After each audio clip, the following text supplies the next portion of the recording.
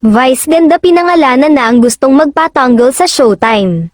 Maraming sumang-ayon sa paniniwala ni Vice ganda na may mga taong nagsasagawa ng demolition job laban sa programa nilang It's Showtime.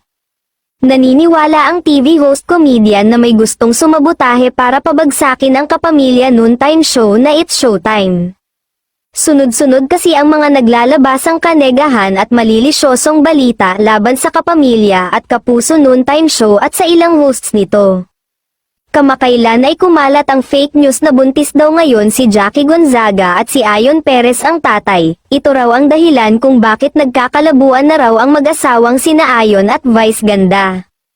Bukod dito, may chika ring hanggang December 2024 na lang daw mapapanood ang It's Showtime sa GMA7 dahil hindi na umano i-renew ang kontrata nito sa Kapuso Network.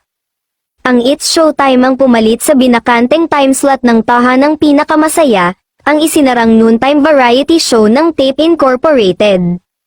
Dahil sa hindi matapos-tapos na isyu sa kanilang programa at mga host, minaraapat ni Vice na magsalita tungkol dito. Malakas ang pakiramdam niyang gawa-gawa ng trolls ang mga isyu sa kanila para sila ay siraan at unti-unting pabagsakin, pero hindi naman natin sasabihin kung kanino nang gagaling yun, pero kilala namin we just have to deal with it and we just have to keep on going.